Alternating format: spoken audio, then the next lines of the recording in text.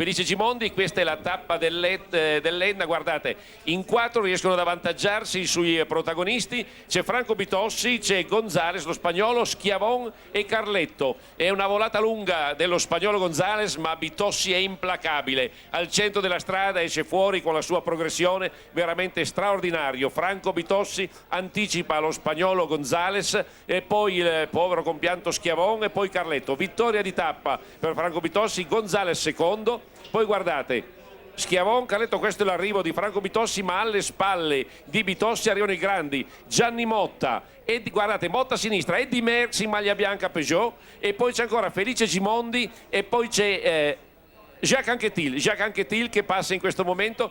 Michele Dancelli è la maglia rosa quel giorno.